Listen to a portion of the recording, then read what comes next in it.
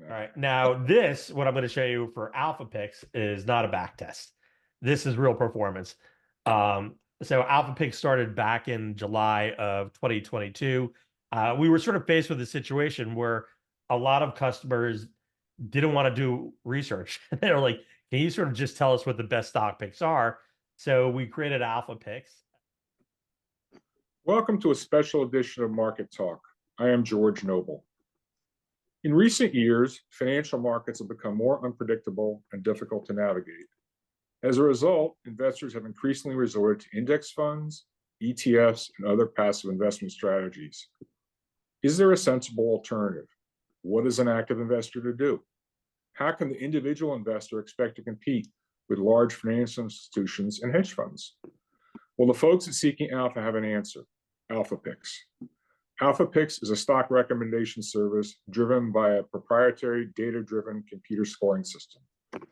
Alpha Picks has been knocking the cover off the ball since its inception in 2022, rising by a cumulative 117% versus 33% for the S&P. This year in 2024, they are up 33% versus 5% for the S&P. And as a reminder, past performance is no guarantee of future returns. To learn more about Alpha Picks, we're very pleased to have with us from Seeking Alpha, Steve Cress and Zach Marx. Steve is the head of quantitative strategies, and Zach is a senior quantitative strategist. Steve has over 30 years of experience in equity research and quant strategies. He founded the quant hedge fund, Cress Capital Management and Cress Cap Investment Research after running a quant trading desk at Morgan Stanley. Zach has over a decade of experience in quantitative modeling and the construction of systematic strategies. Welcome, Steve and Zach. Good to see you. Thank you so much for having us, George. It's great to be here. This should be a lot of fun. I'm a huge fan of your product, and I think investors would be well served by further familiarizing themselves with Alpha Picks. Steve, we could put up the usual disclaimer. Sure. We will launch into that disclaimer. And actually, we typically will give a little bit of our background. So I will hit that disclaimer now, though. We are not advising you personally concerning the nature, potential value, or suitability of any particular security. You alone are solely responsible for determining whether any investment, security, or strategy, or any product or service is appropriate or suitable for you based on your investment objectives and personal and financial situation. Past performance is no guarantee of future results. Seeking Alpha is not a licensed securities dealer, broker, or U.S. investment advisor or investment bank. Thank you for putting up with that disclaimer. It's unfortunately something we have to do. So, George, maybe the best thing to do is sort of just for Zach and I to give a little background on ourselves. That would be terrific. And before we go any further, just an addendum to the disclaimer, I am an affiliate of Seeking Alpha, and there'll be a link. If anyone's interested in the product, you can get $50 off by hitting on the link. So, Steve, take it away. George, I can't even give people that kind of discounts. I know someone. Know you. I know someone. So, Steve, take it away. Okay, great. So, George, as you mentioned, I've been in the world of finance for over 30 years. The bulk of my career was spent at Morgan Stanley. I was there about 14 years, where I ran a proprietary trading desk in quantitative strategies. That was sort of the very beginning phase. I actually worked for a firm before that I know you were a client of, at Arnold and Bleischroeder, and you were a really great client at that firm.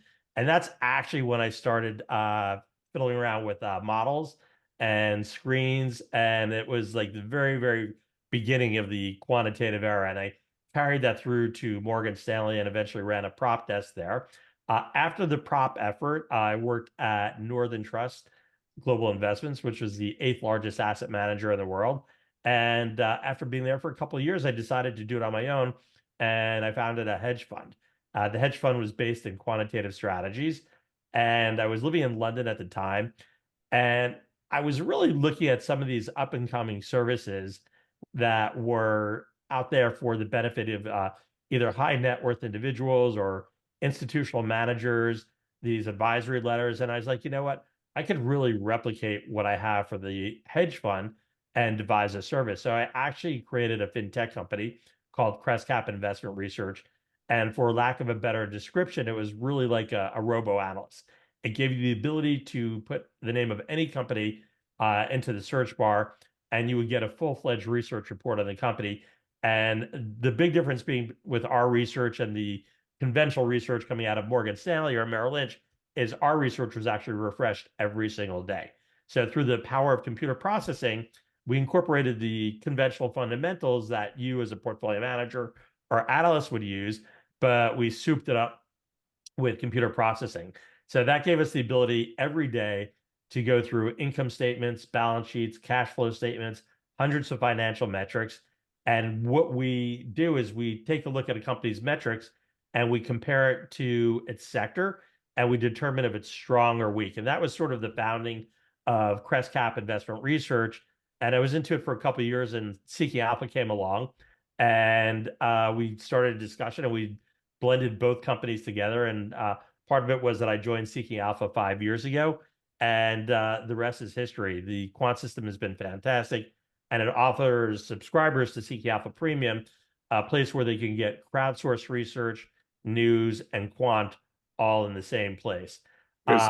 When I started this process, though, I was working with S&P Global, and there was a person at S&P Global who I found sort of imperative to the process that we were running, and that person was Zach Marx. So, Zach, I'll hand it over to you, and you could tell a little bit about your background and how you joined Seeking Alpha. Yeah, thank you, Steve.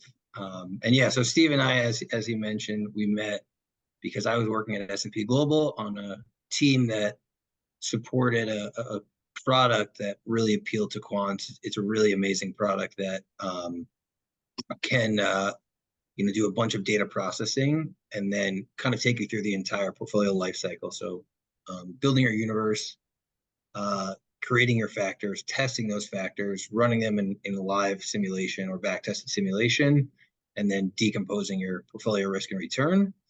And prior to that, I've kind of been in the data world for a long time. Prior to that, I was a consultant at FactSet servicing hedge funds, and noticed that my clients that were spending the most money were all quantitatively oriented hedge funds. And it kind of got me more interested into why they're spending the most money, and specifically we're spending the most money on data and raw data at that, and then more into unique data like NLP or transcript data. And that's how I kind of fell into this world of quant. And then while at S&P Global, I earned my CFA charter, and then had great relationships with a lot of clients. But Steve was able to pick me up or scoop me up from S&P Global after working with him for maybe almost 2 years at S&P. And I've been at Seeking Alpha now for just about 3.5 years.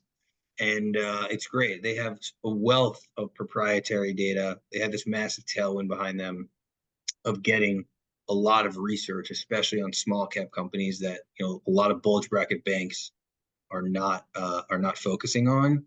And as Steve said, the quant system allows us to pick up the cracks where analysts are not writing about certain stocks. And we cover now over 5,000 stocks, and as a result, you're able to get a lot of insights and a really great mosaic from both fundamental analysts writing on Seeking Alpha and the quant system together, which it formulates like an amazing investment process if you're someone looking for new insights into stocks. So Steve and Zach, looking beneath the performance numbers of Alpha Picks, which are speak for themselves, getting to the plumbing of what you're doing, I'm really impressed by your investment process. I wish it had been around when I first started my career in the 1980s at Fidelity, working for Peter Lynch. It would have been very useful to me when I was managing both of my hedge funds. Your methodology is quantitatively based, disciplined, repeatable, and transparent. It's based on common sense and is readily understandable.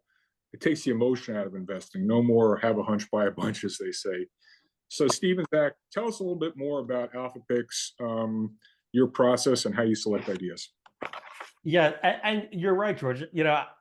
I don't consider it really rocket scientists. We're applying what most basic analysts do when they research companies. I guess you could say the rocket science part is being able to adapt that to computer processing. But in essence, what we're looking for are companies that are collectively strong on value, growth, profitability, momentum, and EPS revisions. And the EPS revisions, we're actually looking for the quantity of analysts that are taking their estimates up or down. Momentum, stands out as its own factor, and we're a big believer in the momentum factor. And Zach has done a lot of research on that. A lot of quant models, sometimes they ignore it, sometimes they include it. I'd say what maybe makes our model a little bit different than the other quant models out there is we actually, we're fixed on these 5 core factors that have proven to be essential in terms of investment characteristics for selecting stocks. And simply what we're doing is when we look at these investment characteristics, we're sorting out companies that are strong on these characteristics and weak on these characteristics. And it gives us the ability to sort 5,000 stocks every day. And out of 5,000 stocks, we'll find maybe 400 that will be a strong buy, maybe another 400 in the buy category. And conversely, the same amount are on the sell and strong sells as well. So it's not like a Morgan Stanley or Merrill Lynch or Goldman Sachs, where only 3 to 5% of the stocks have a sell. We're really balancing it out, and it's a data-driven process.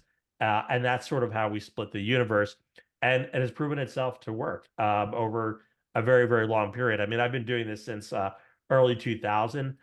We have a back test that we applied at Seeking Alpha for what we're doing with these. That back test goes back to 2010. But the back test itself actually runs from 2010 to 2020. After 2020, we're actually just covering, the systematic trades that we run on a daily basis. And I'm really pleased when you take that period from 2020 to date, you can see the performance really rockets. So it not only did well on the back test, which ran through 2020, it actually, the simulated trades, do very well. So that's, I don't find it to be a very complex system. And I will say, I'll ask Zach to talk to this. We were really surprised. The University of Kentucky actually did a study on our quant system, and it was unknown to me or anybody else at Seeking Alpha. And one day I get an email from the professor when he completed the study, and he notified us of it. And we were thrilled because it's an independent source. So Zach, I'll let you, highlight some of the points. And this study just came out, and we actually published an article today to highlight this study. But I'm thrilled that somebody could look at a system that I developed and validate it. And there were some very impressive professors that he put this in front of us. He's from University of Kentucky. He's been cited many times on his Seeking Alpha study. He was invited to speak at University of North Carolina and also University of Illinois, Chicago. So, Zach, I'll hand it over to you. You can hit some of the highlights there. Yeah, so this study came out from Professor Russell James. As Steve mentioned, it was an independent study, and basically Professor James found out that Seeking Alpha's quant ratings strongly predict future returns and offer pronounced benefit for investors relatively new to quantitative analysis. The empirical study concluded that the SA report recommendations align with quant ratings and demonstrated stronger correlations with future returns. James' study contends that there are broader implications for the market, industry, society, and improving social media research to boosting financial literacy. And to your point, George, yeah, it's basically, it's saying that, Seeking Alpha is a good source to add into any investor's kind of mosaic of analysis, and can help you get, smarter on the idea of quant and how to value stocks and what factors actually drive returns. And going back to what Steve was saying too, I like the fact that it's not a black box. It's based on common sense, first principles. So it's easy to understand, maybe hard to implement because you guys have the computing power, but it makes all the sense in the world to me. And I think it would have been invaluable to me over my career had I had this decades ago. Yeah, no, I agree. It's really powerful, and from the inside, I can see how much work and how much data goes into this every day. I mean, it's terabytes of data that our team is processing and employing, and every day we're updating this, we're updating our grades.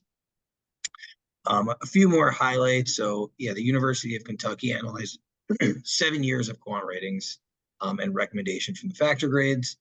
And basically, they measure the performance and saw significant alpha over 3-factor and 5-factor models, as well as just the basic CAPM model. And they find that the study aligns with our back test, with their back test as well. And the results found that average portfolio returns increased with quant recommendations, underscoring the predictive strength of SA's quant recommendations. So basically, they just kind of validated that everything that we're saying and putting out, and found that, again, this is just a great tool to have in your toolkit when doing investment analysis. Yeah, and George, we'll show you. This is it is easy to use. We put a platform out there that's really user friendly. So when we get sort of towards the tail end of the presentation, I'm going to take your viewers to our platform so they can see how much we have simplified this, and how when they look at a stock, they'll get the instant characterization with how a company looks on value, growth, profitability, and instantly they'll know if it's strong or weak versus the sector, and they could easily make that determination of the stock as a buy or a sell, or just something they should be holding. So we'll definitely cover that. I think I sort of mentioned a little bit how our quant system works already. We have those 5 core factors. When we look at the core factors and we measure them, we determine who's a strong buy, who's a sell, and it's a process. Once you see it on the platform, it'll go off like a light bulb how easy it is to use. Here's the track record, as I mentioned before. And you can see it has done very well over, almost a 14-year period here. And again, Alpha Picks is, sorry, George, you're going to have a question? Yeah, just to remind everyone, that's a back test. So as opposed to the record, which you're about to show us again, since the product went live, that's a back test for everyone to keep in mind. So yeah, it is a back test, but it's been live in production since 2020. So yeah, understood. Yeah. Understood. Just want to be clear on that. All right. Now, what I'm going to show you for Alpha Picks is not a back test. This is real performance. So Alpha Picks started back in July of 2022. We were sort of faced with a situation where a lot of customers didn't want to do research. They were like, can you sort of just tell us what the best stock picks are? So we created Alpha Picks. And Zach, I'll let you tell everybody a little bit about Alpha Picks. Yeah, I think some of the other feedback we had received from customers is that, the model does have some turnover sometimes, and they were looking for a way to control turnover and just, tell me, I see this stock went from, a strong buy to a hold now. What do I do with it now? And they were kind of looking for, I think, some hand-holding perhaps with portfolio construction. Obviously, Steve and I are not registered investment advisors, and we're not giving personalized investment advice, but we're just going along with our strategy, and we have a model and a strategy that we stick to that has shown repeatable performance over long periods of time. And basically, yeah, so it's a data-driven process. We recommend or add 2 new stocks to the portfolio every month, and we sell whenever our model basically tells us to sell. We cover all sectors except REITs, and we have a market cap threshold. So we're not picking, nano cap or micro cap stocks, but we will pick some stocks that just have, market caps of $500 million or slightly over $500 million. And our idea is to take a long-term view with low turnover. So, we're trading maybe 2 or 4 times per month. And ideally, we're trying to hold stocks for at least 1 year. And basically, when we sell, is that either the rating drops from our model for a specific reason to a sell or strong sell, or it's stuck at a hold for 180 days consecutively. And at that point, we're just considering that, there's other ways where we can, use that money more diligently, or use that capital more diligently. And then, it's a pretty simple process, but there's a lot of data that goes into these grades, and a lot of testing and validation to make sure that, over the long term, we expect to capture a return premium that's hopefully greater than what the market is giving you, or the S&P 500 is giving you. And yeah, so here's some performance tables that we put together. So the top is from April 9th, the bottom is from today, which is why we see we've had a drawdown with the market. So It's about the same. I know it looks like a 12% difference, but it's obviously compounded so that the number's, lower than 12%. But, since inception, we returned about 116% to date, and the market's at 32%. Over the last rolling 1 year, we're up, I guess less than 100% now. I'll say conservatively 80%. 6 months, we get tighter into probably around 50% at this point. And you can see kind of going to the right, our returns. And you can see, Steve is highlighting some of our winners. We've obviously had some losers too. I mean, nobody's batting average is 100%. But we've had some tremendous winners. And I'll get into kind of why we're highlighting this and why I think, the winners, it's not just a victory lap. It's the winners actually are really important not to highlight, because even in the actual stock market, that is where outperformance comes from. It's from, long-term winners that create a lot of wealth over time. So SMCI is a name we picked in the fall of 2022. It looked very reasonably priced compared to a lot of other players in the developing AI sector. And since we picked it, we sold a portion of it actually because it grew so much, and we wanted to mitigate some concentration risk in the portfolio. But to date, it's down a lot today actually, because the company is announced that they're going to report earnings on April 30th. And generally, when they announce it, they also give some preliminary guidance. They did not today, and as a result, it's selling off. But we've had others as well. Modine Manufacturing was a great turnaround story, up about 300% since we picked it. MI Homes was a home builder. I think when we initially picked it, it was basically trading at 3 times net earnings and has had tremendous margin expansion and growth. AMR is a coal company, which I love this story, and I love, to me it seems such a good case. I mean, they almost planned on buying back the whole company if it didn't rise in price. Great story there, and I think it's an interesting. Coal in general is an interesting industry because, when you think of investment returns, I think that seems like an ancient industry to me. And I think there's a lot underappreciated since when we first picked it. And then Powell, again, like this when we initially picked this company, the market cap was right near 500 million. And they had a tremendous backlog, really high increasing sales, and it feels like anytime they report earnings, the stock absolutely rips because they just keep reporting just incredible numbers. Their backlog is increasing every single quarter. And we were able to systematize this to basically get alerted to these great opportunities, and that's what's helped us drive this outperformance. And George, something I'll highlight here that is very different than the Magnificent Seven is you'll see only one of these is a technology stock. So we have industrial players here, and as you go down our list of stocks, there's consumer discretionary, industrial companies, some tech, energy. It's really got some nice diversification to it. It's not all focused on the largest 7 stocks, with their market cap weighting and that concentration risk that you get with the S&P 500. Well, that's really an extraordinary point. You're able to post these returns without relying heavily on the Magnificent Seven, and that you're able to identify super micro in the fall of 22 when it wasn't anybody's bingo card. Steve, just one other point. Let's go down that rabbit hole a little bit further. Yours is not a top-down asset allocation decision. It's what people call bottom-up stock picking. So what does that imply for your industry weightings, your sector weightings? It can vary over time depending on where you're finding the most interesting names. Yeah, so really good example, I think, actually is back in 2022. Alpha Picks did quite well, and our model, did really well compared to the overall market.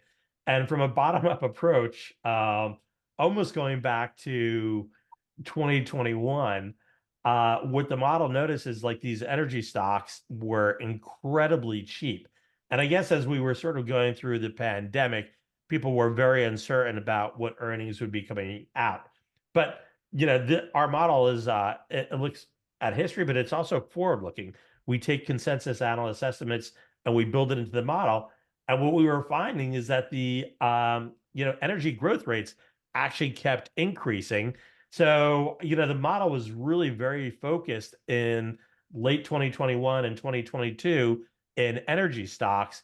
And then as soon as we got to like July of 2022, the energy stocks just started to rip.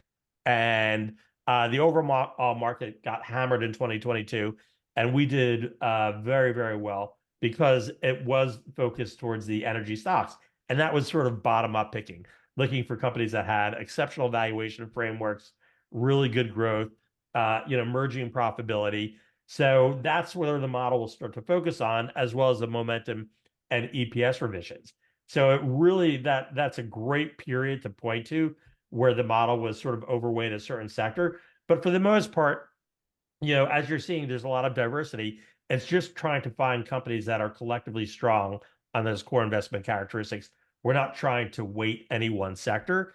And a lot of people will do that. They'll just focus on technology stocks, or maybe they'll focus on some sub themes. Diversification is important to us.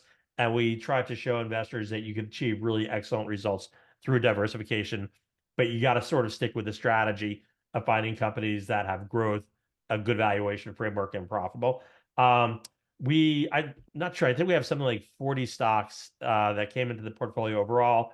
Something like we have, I think, 35 live names right now. I wanted to highlight of those names, 17 of the stock picks are up over 50%. Wow. That's almost half the portfolio is up over 50%. Yeah. Wow. So this is not just so even if we take out Supermicro Computer, take that as a one-off, you're still up like a huge number. Yeah, absolutely. Yeah, you can see the returns on like Modine Manufacturing, Yeah. MI Homes, AMR, PAL. These are all triple digits, and there's a bunch of other stocks. We don't want to show the whole portfolio because that's not fair to the Alpha Picks subscribers. So we just sort of want to give you a taste of what's there. But I can tell you 17 of the stocks are up over 50%. That's amazing. Wow. And just to harp on, I guess, diversification, which will segue into our next point. We do have sector diversification in the portfolio. I mean, we're not, even though the model liked energy a lot, it's not like we would go 100% of our portfolio into energy. But I think the diversification is really important on a factor level too. Like we want to be exposed to stocks that are growing at a for lack of a better term, GARP, growth at a reasonable price. And then also, have good momentum, have increasing earnings into the future. And that's the kind of diversification, like it's almost on a factor level. Like we want stocks that are growing earnings at a reasonable price and have the ability to continue so moving forward. So, George, one of the things I mentioned is we have those 5 core investment characteristics, and a lot of times when we recommend stocks, they have performed very well over 1 year period or several year period, and we constantly get pushback on that. People are like, "Oh, this stock is trading near a 52-week high. I'm not going to touch it with a 10-foot pole." And being that we're quants, we back test a lot of factors, and I can tell you, momentum. If you could look at studies that go back 200 years, and it will show you how important momentum is. And Zach has actually done a lot of work on that. So Zach, I'm going to hand it over to you to discuss that momentum factor. Yeah, thank you, Steve. Yeah, so I guess just for background, I always knew momentum was predictive just from building strategies and reading a lot of research, but I sort of have become like the momentum guy at Seeking Alpha because there has been so much feedback about, hey, you're adding the stock to the portfolio, but it's up 100% already this year. It's up 80% or 50% this year. It's over. It must be overvalued now. Why would you pick it now? There's no way it can continue going up further. And I think, what is potentially like humbling for a lot of people is to see that the market is pretty efficient. And just because it's gone up 100%, it doesn't mean it's, undervalued or overvalued. And it can be very undervalued or it can be very overvalued. But every stock is on a specific idiosyncratic basis. So to go into the momentum factor, feel like I've done this a few times now, but I just want to give some highlights of some data points about, why it's so predictive, and kind of some data points around disproving that just because a stock has increased in price value doesn't mean it cannot continue to do so. So this is a really interesting study. So I'm probably going to butcher these names, but Jeksy and Simonov wrote a 2016 paper that found that the momentum phenomenon has been persistent and significant since at least 1801. Fama French, obviously two of the biggest names in factor investing and kind of in academia, found that momentum trading strategies are profitable even after adjusting for market cap and book ratio. So it's not just persistent in small cap names. And then Cliff Asness found that momentum strategies are still profitable even after adjusting for transaction costs. And in that paper, here's a table that he provided, which shows the annual returns of U.S. stocks sorted by price momentum. And basically, you can see that excess returns were persistent in winners. So the stocks that kind of went up the most had the most amount of excess return and continued to go up. And Steve, if you go to the next slide, yeah. So this is really interesting as well. So investing at all-time highs. This is from a Schroeder's presentation. I'm pretty sure the fellow who wrote his name is Duncan Lamont. But it basically said that investing at all-time highs, although it seems counterintuitive, and I think everyone's seen that chart that kind of just goes straight up of the S&P over the long term and says if you miss the best 10 days or sat out the best 10 weeks or whatever it is, like your returns basically get cut in half or even less. And basically this is what happens. So if you invested in the S&P over a 10-year period and you switch to cash if the previous month end was at an all-time high, you lost 23% of your return. Over 20 years, you lost a third of your return. Over 30 years, you lost more than 50% of your return. And over 50 years, you lost over 60. And then since 1926, you lost 90% of your returns if you switch to cash if the previous month end was at an all-time high. And then, on a shorter time frame as well, it says returns would have been better if you invested when the market was at all-time highs versus other times. So if you only invested, to get even more extreme, if you only invested when the market was at all-time highs from 1926 to 2023, on a 12-month period, you would have had 2% excess return basically, or 1.5% excess return, which over a long period of time is tremendous. Over 24 months, it's basically the same. And then over 36 months, you get slightly more return. So basically, I think the idea of investing at all-time highs scares a lot of people. But if you're in the market long enough from a top-down level, it's likely going to continue going up. And then lastly, I saw this. This is a chart from Evercore, which they talk about these tectonic shift plays, which is basically when there are massive regime changes in the market. So, the computer era or the mini computer era, we saw, a company, DEC, was a 26 bagger. Then we saw, in the PC era, we saw Microsoft and Dell were 400 baggers. And then Microsoft continued and became a 4,000 bagger, meaning it increased in price 4,000 times. Then the cell phone era came in. During the cell phone era, Nokia went up 700 times and Apple went up 900 times. And then now they're talking about a parallel. We're in this parallel processing era. And NVIDIA since then has gone up 170 times. And so basically the point of showing this chart is that, if you saw a stock that's up 100% and said, hey, it's done, there's no way it can continue going up. I mean, Microsoft went up another, this is obviously an extreme example, but continued to go up over 4,000 more times. NVIDIA up over 170 times just since 2015. And I think it's unfair or unwise to say just because a stock has increased in value doesn't mean that it can't continue going up. And when you think about it, a stock's price is really just a reflection of its future earnings. And a lot of these companies have had massive, massive tailwinds behind it. And, you see NVIDIA literally can't keep chips on the shelf. That's why it's getting repriced at this insane multiple. And people are thinking that it could continue to grow at this rate if they can continue to not keep chips on the shelves and continue to innovate.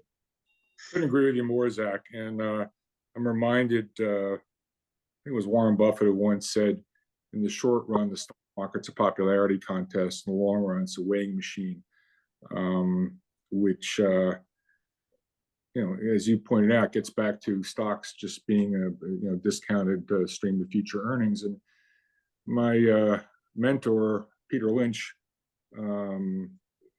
would talk about how if you espousing the same philosophy you were discussing. I mean, he wasn't growth at any price. He was kind of a garpy investor, but he would talk about selling your winners and buying your losers. I think the way he put it was analogous to cutting the flowers and watering the dandelions. Right. Just because the stock is up doesn't mean it's a sale. It could actually be cheaper if earnings are going up more rapidly than the stock price. And just because the stock's down doesn't mean it's a buy either. And it's funny. I also recall a number of years ago, one of the best chartists I know visiting my office, and he was explaining purely. He says, George, everyone wants to be a contrarian. He's like, the easiest way to get someone to buy a stock is show them the chart that's gone down, and it's just started to hook up, and they're interested in that. But if you show them a stock that's already gone up a bit, and I don't want to say buy high and selling higher, that sounds a bit glib, but if you show a stock that's in a well-defined uptrend, well, that's Captain Obvious buying that. There's no cleverness in that. So it plays in exactly to what you were talking about. And so I guess one question I'd ask, and on this momentum question, because it tends to be, as you guys pointed out here, you get a lot of pushback or whatever. Momentum works until it doesn't. And I guess one of the things I'm intrigued by your process, you've got valuation in there. So, so when you have a stock, NVIDIA can't go to the moon. Right. There's a price at which it's a sale. So what gets you out of these things? Is it valuation? I mean, obviously, if price momentum breaks, by then you say, well, it's too late already. But for a big up stock, I mean, I know you've been in and out of some names. Will it be valuation that gets you out of a strongly performing stock at times? Well, I'm really glad that you mentioned it. So the model is not solely focused on momentum. It's a big component, but value is a really big component to the model as well. And, that prevents us at times, like when stocks like, Amazon have been flying or NVIDIA have been flying, there's often a hold on those stocks because the PEs could be at like 90 times or even above 90 times. And our model just doesn't allow for a stock recommendation when it's so extremely overvalued, because there are other stocks that we can find out that have that balance that we're looking for. But when does a stock go to sell or a strong sell? The same way we look for stocks to buy that are collectively strong, those investment characteristics, they have to be collectively weak versus their sector on those same characteristics. So if it's overvalued, if growth is slowing, if momentum is going down, if analysts are taking their EPS estimates down, all those factors have to hit. And I could show you a chart, like I've showed you how we've done to the upside. I could show you the same chart to the downside, where our sells and our strong sells have significantly underperformed the market. So the model works just as well to the upside as it does to the downside. That's really impressive. I mean, this is really high level research. I mean, I've reviewed a lot of quantitative systems. People pay from serious bulge bracket firms, and this is amazing that you can do all this and offer it through Seeking Alpha. I'm gonna put in a GameStop here. And, yeah. Two things I wanted to add were, GameStop never had a strong buy from us. Obviously, it had incredible momentum, but basically, I think the highest grade it ever got was a hold at one point. And basically, what we have is, it's not solely focused on one stock. And I think the way I like to put it is, it can't just be momentum. There has to be earnings momentum behind it. It has to be coupled with a growing value in the company and growth and future earnings and future revisions. Like I think the earnings momentum, that is the most or one of the most powerful factors that I see coming out of this system. So Peter, what Peter, we'll do let's is I'm going to hit the track record. I just wanted to show this to you. So this is our cells and strong cells going back to 2010. Again, the back test runs from 2010 to 2020, but it was live after 2020.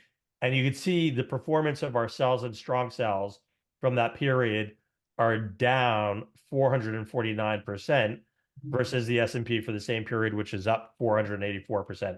So that shows you if you were like a hedge fund and you were shorting these stocks, you would have done fantastic because it does exactly what it says on the tin. What we say is long performs well. What we say is sell or strong sell performs very, very poorly. Yeah, that reminds me of another example. One of Peter Lynch's favorite examples. He back in the day when Coca-Cola was a huge growth stock. You look at we would look at these. We'd get these chart books, cyclograph chart books. I don't know if you remember them, Steve, back in the day, but they'd have a price line and stock price line, and they'd have an earnings line. And in the long run, on average, the stock price line would follow the earnings line. Not every week, not every quarter, but over the long run. And he'd say, maybe this may not go back long enough, but he'd point out, he said, Coke went up 30x over a certain number of years. Well, guess what? The profits went up 30x. So that goes exactly to the point that Zach was making. Stock prices in the short run can be a random walk, but over the long run, they're not. Stock prices do follow earnings. We get dislocations from time to time, of course, crazy markets where the Fed's pumping things up with their insane monetary policy. But over the long run, it's not random at all. So, Steve, let me ask you something. Based on, or Zach, based on everything you're saying, if I look overall at your portfolio or the alpha picks, and I remember reading one of your recent notes, is it the case that in fact your portfolio tends to have a higher growth rate or better profitability and lower valuation than the market overall?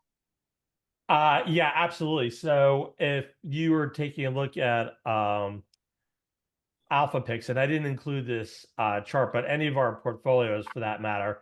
Well, let's actually use an example. So in the beginning of this year, I came out with an article, our top stocks for 2024.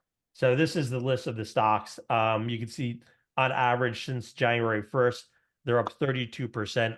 I think the S&P is up about 5%. But what I want to highlight here is this is a portfolio tool we have.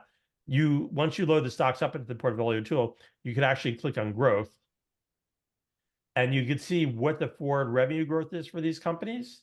Okay. And you could also see what the EPS revenue growth is for these companies. And this is significantly higher than the S&P 500. And I often, in our Alpha Picks presentations, I'll show you what the revenue growth is for the portfolio overall and for the market. And from a valuation perspective, as you're looking at these two, if we look at like forward PE, I think the forward PE for the S&P 500 right now is like 29 times or 30 times. You can see our top 10 stocks. AppLovin PE is 14 times. Bank and Tesla 7 times. Rolls-Royce is 22 times. Celestica 14 times. Modine Manufacturing 25 times. Almost every stock here has a forward PE that's below the market.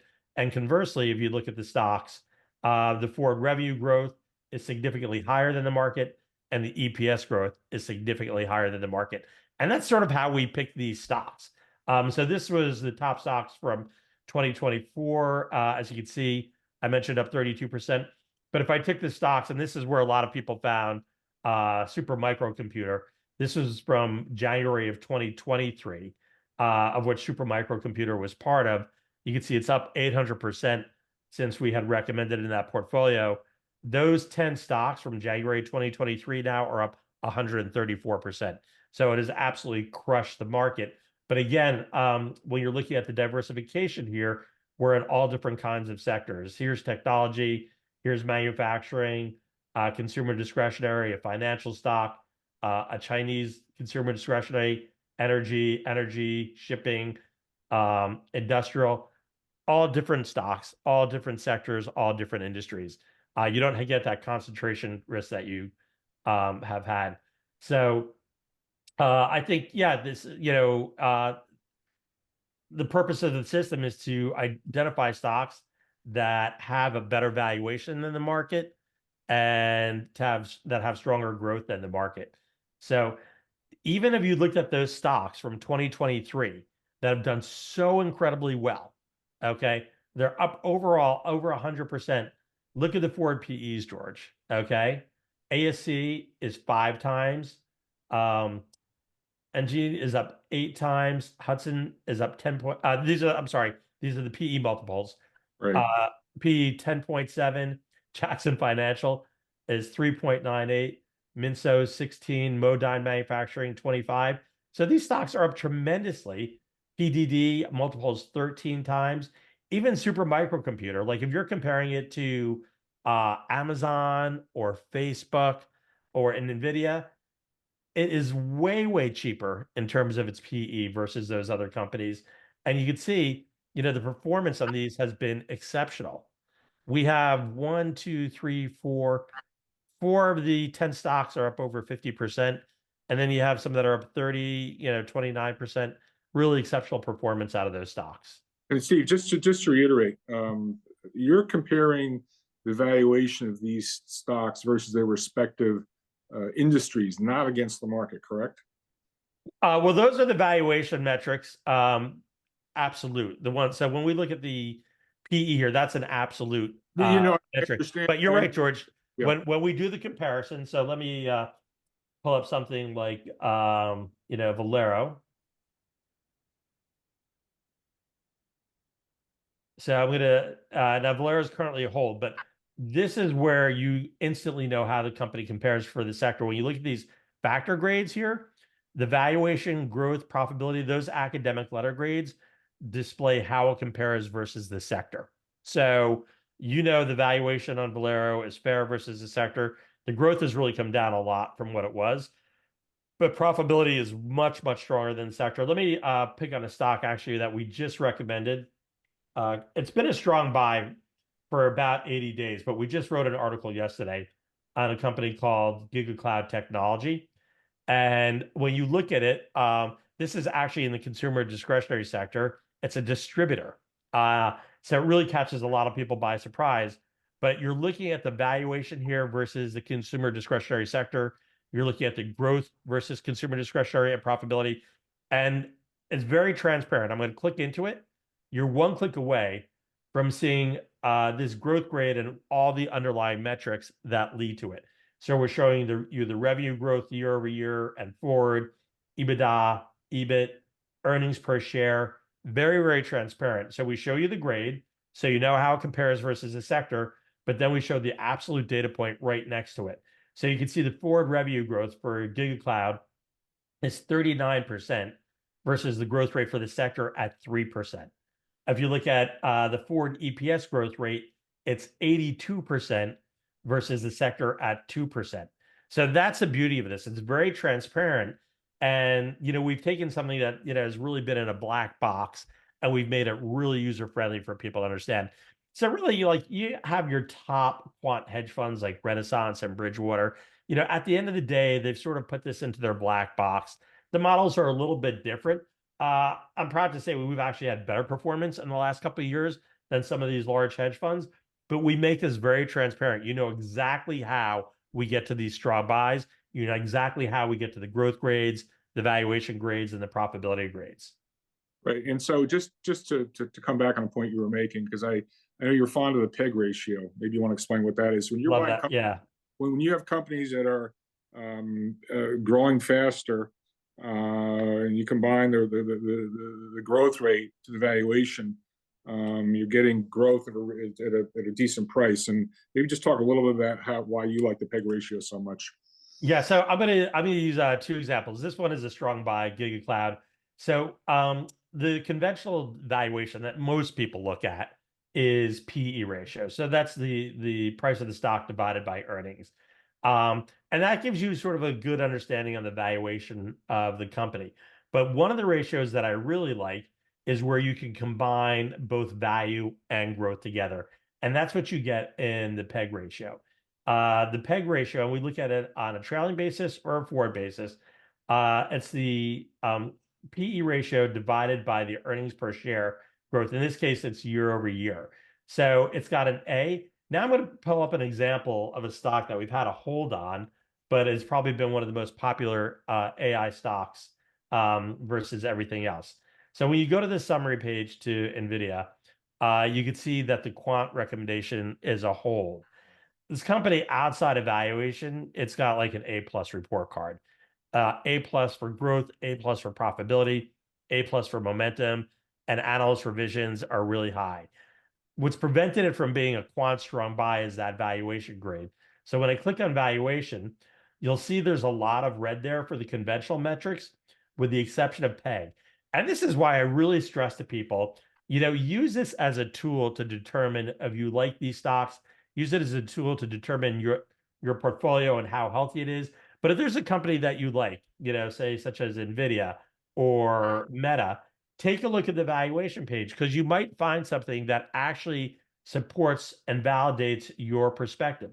So when you take a look at the PEG ratio for NVIDIA, you can see it's actually an A minus. Now, part of what our overall valuation grade does is we don't look at one metric.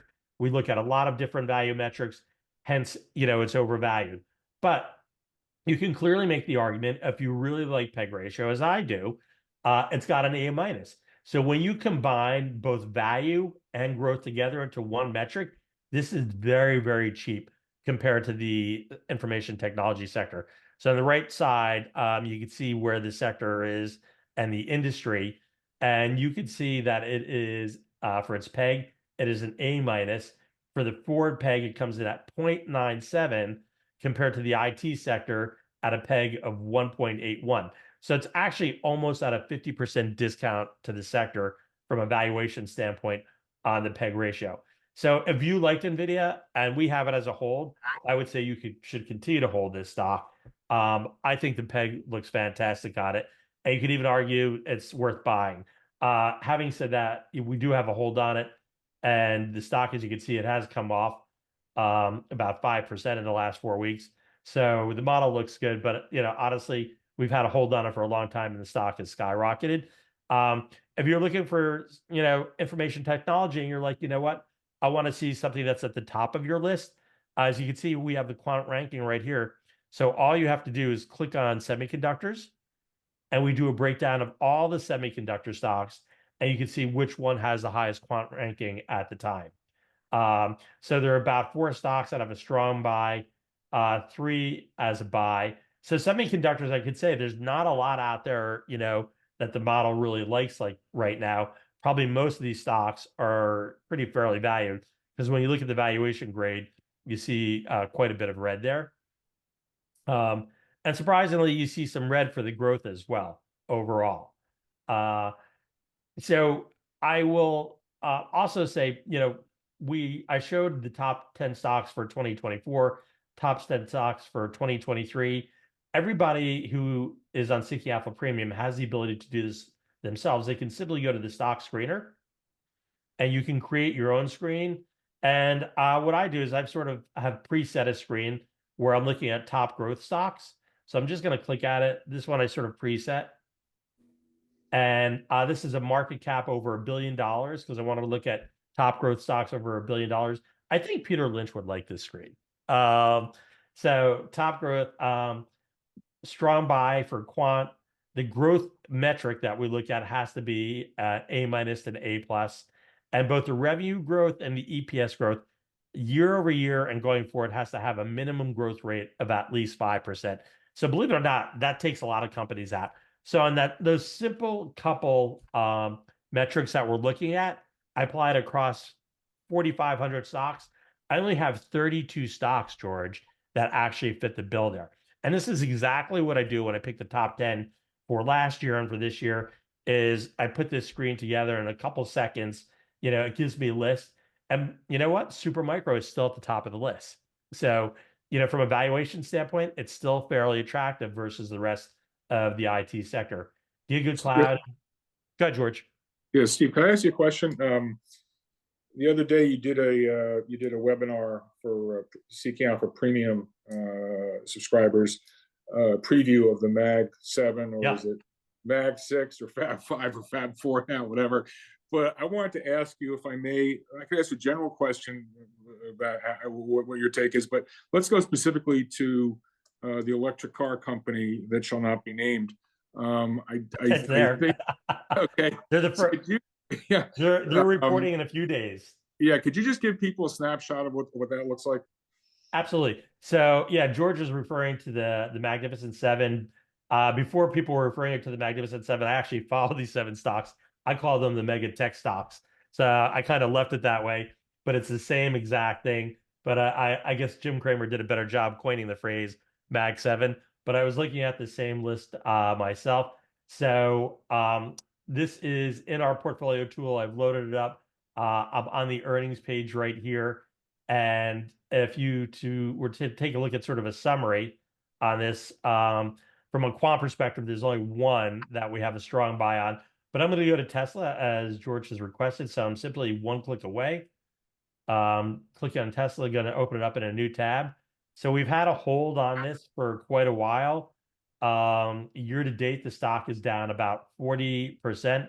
So we're coming into earnings. They report on the 23rd. We have a metric that, I wouldn't say it's exactly proprietary, but it's not widely used, and it's what we refer to as EPS revisions. And this is the factor where we're actually looking at the quantity of analysts that are moving it up or down. So you're one click away from that. I'm going to go into the earnings revision. So this is a card. Again, we want to give people sort of an instant characterization of how it looks versus the rest of the sector. You can see it's got a D plus. And the reason why it has a D plus is over the last 90 days, only 2 analysts have taken their estimate up. 31 analysts in the last 90 days have revised their earnings estimate down for Tesla. And that's for the fiscal year. If you look at this card on the right-hand side, specifically focusing on this upcoming quarter, only 1 analyst in the last 90 days has taken their estimate up for Tesla going into this upcoming quarter, reporting on April 23rd. 13 analysts have taken their estimate down. So I would say it's not looking good for Tesla. However, they've been doing this over the last 90 days, and that's probably a reason, as they've been making this move down, why the stock is down so much. And in the last 4 weeks, it's down about 12%. So I think people have been following what the analysts have been doing, taking their numbers down, and the stock is certainly reflecting that. So using the premium screener here in conjunction with Alpha Picks really gives you it's an incredibly powerful combination of tools. This is real, as I said earlier, this is on par with the types of quantitative tools and models that large institutional firms, hedge funds use. So it's extraordinary that you're able to offer this to individual investors. And again, if anyone's interested, there's a link for a $50 discount on this product attached to this video. Steve, Zach, anything else you'd like to cover here? We've been going at this for over an hour now. Yeah, no, I think a bare minimum, if people want, they could probably use this if they have insomnia. But hopefully there's some good takeaways from it. George, I really appreciate you reaching out to us, and it was great to be with you today. Thank you. Thank you, Steve. Thank you, Zach.